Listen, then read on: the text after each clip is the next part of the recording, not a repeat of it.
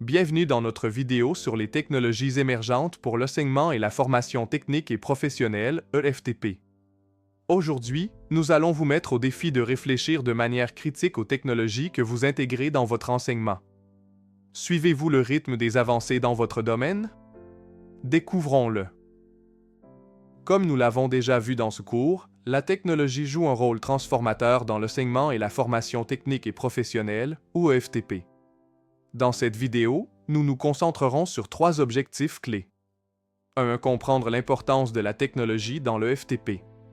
2. Évaluer les technologies disponibles dans différents métiers.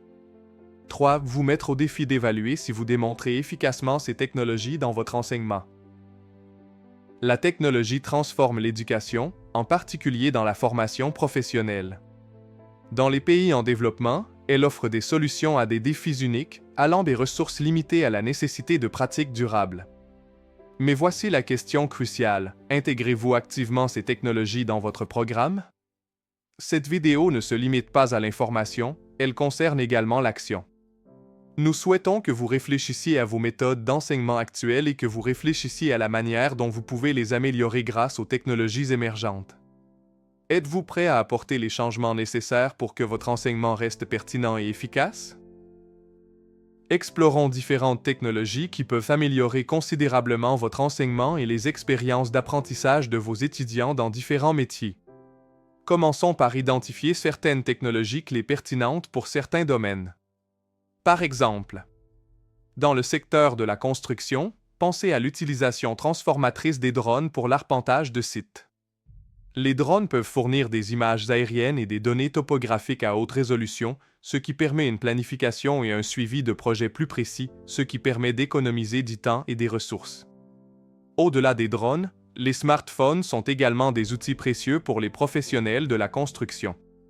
Ils peuvent être utilisés pour la communication sur site, l'accès aux applications de gestion de projet et l'utilisation de la réalité augmentée, AR, pour visualiser les plans de construction en temps réel. De plus, les équipements d'arpentage avancés, tels que les scanners laser et les stations totales, améliorent la précision de la mesure du terrain et des structures. Des logiciels comme Excel sont essentiels pour gérer les données de projet, suivre les budgets et analyser les échéanciers.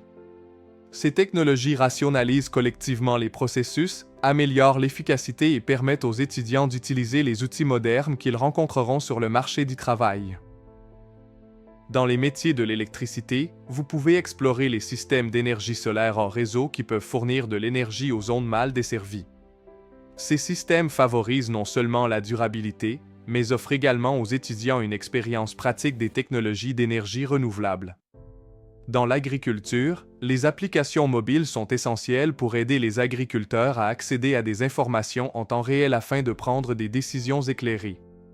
Ces applications fournissent des ressources cruciales telles que les prévisions météorologiques, les prix du marché et des conseils de gestion des nuisibles, permettant aux agriculteurs de planifier efficacement leurs activités. Par exemple, les applications peuvent alerter les agriculteurs des changements de conditions météorologiques, les aidant à décider du meilleur moment pour planter ou récolter. Les outils d'analyse des sols et de surveillance des cultures contribuent également à optimiser l'irrigation et à réduire le gaspillage d'eau. Les plateformes d'apprentissage mobile MOOC révolutionnent l'éducation, en particulier dans les zones où les infrastructures sont limitées. Ces solutions d'apprentissage en ligne basées sur le mobile fournissent un contenu éducatif accessible aux apprenants via des smartphones abordables. Elles proposent une gamme de programmes, notamment des cours de formation professionnelle et d'alphabétisation, permettant aux personnes vivant dans des régions éloignées ou mal desservies de développer des compétences essentielles.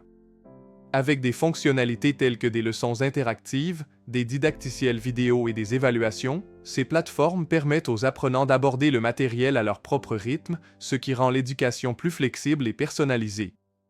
De plus, certaines plateformes offrent un accès à des sujets avancés, comblant ainsi le fossé entre les compétences de base et les opportunités d'enseignement supérieur.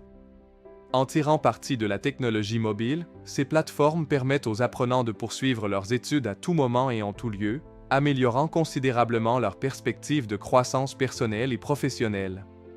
Maintenant, je vous mets au défi. Enseignez-vous actuellement ces technologies? Si oui, comment démontrez-vous leur application dans des scénarios du monde réel?